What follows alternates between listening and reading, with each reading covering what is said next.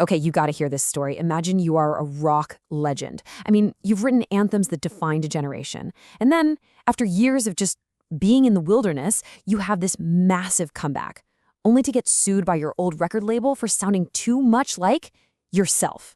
It sounds like a bad joke, right? But for John Fogerty, the voice of Creedence Clearwater Revival, this was a real-life nightmare. I mean, that's the question, isn't it? How on earth can a musician be sued for plagiarizing himself? It just seems legally impossible, creatively insane. And this case, wow, it could have changed everything in the music industry. This wasn't just about one song. This was about who owns an artist's soul, their very sound.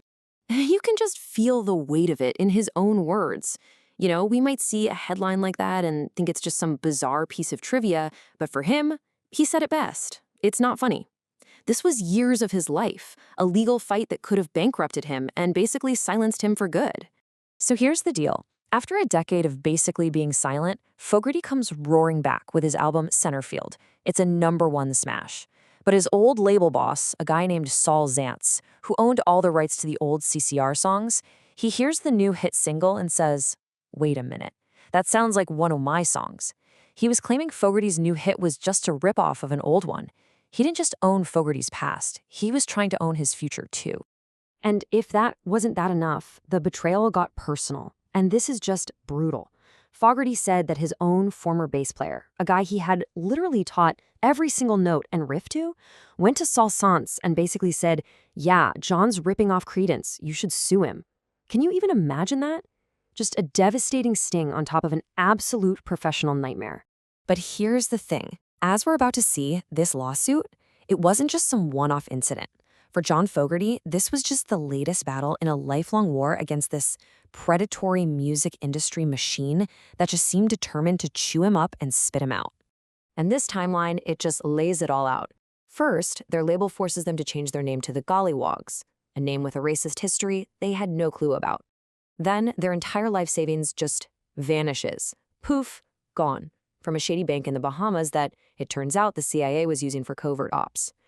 And then the ultimate insult, the lawsuit for sounding like himself. It's just one thing after another. And Saul Zaentz, he wasn't messing around. He wasn't just trying to make a point. He was trying to absolutely crush Fogerty. He sued him for $144 million. It's just an astronomical, terrifying number designed to make him just give up. But here is the most unbelievable irony of it all.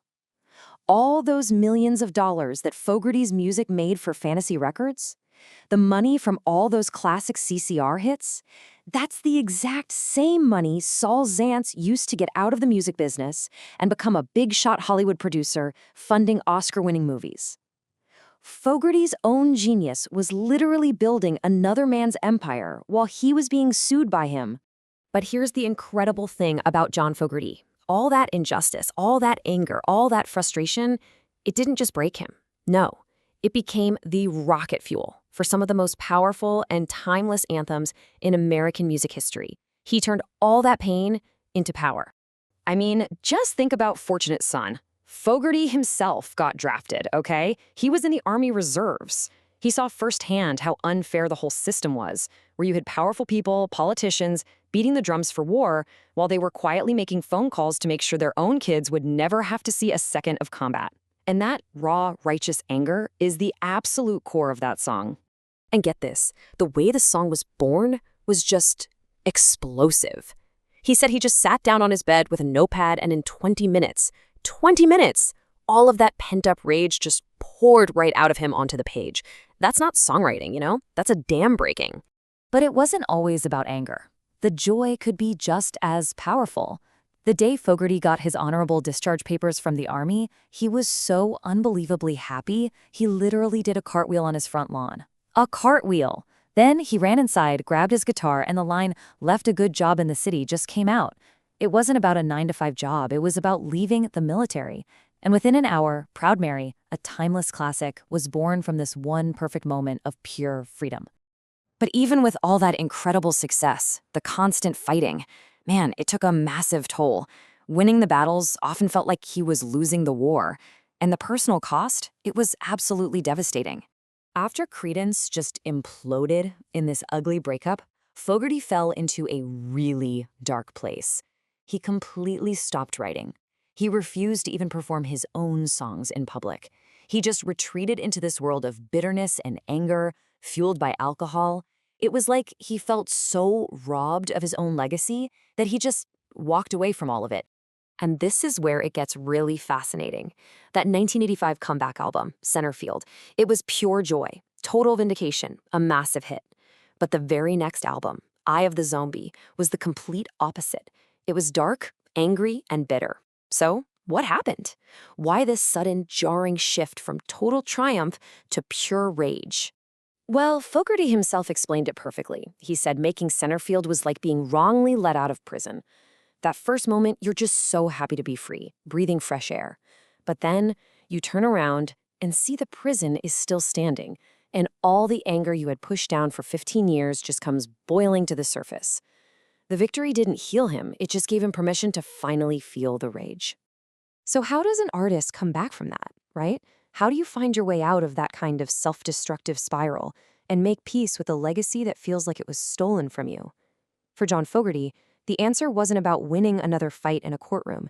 It was something much closer to home. Right in the middle of his darkest period, he met his wife, Julie, and his own words about her are just so powerful and direct. He really credits her with saving his life, with pulling him out of a place that he truly believed he couldn't escape from on his own. She was the one who helped him rediscover the joy that had been buried under years and years of lawsuits and betrayals. With her support, he slowly began to heal, and for the first time in a very long time, he started to find his way back not just to his music, but back to himself. And it all leads to this beautiful, full circle moment. Today, John Fogerty tours the world playing all those legendary songs. But the band on stage with him? It includes his own sons.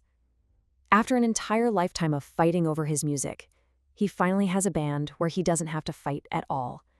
He's finally home. You know, John Fogerty's whole story, it really forces you to ask this question. He won his lawsuits, he got his career back, he found happiness. But his journey just pulls back the curtain on the profound, often hidden battles that artists have to face, not just to create their art, but to simply have the right to own it.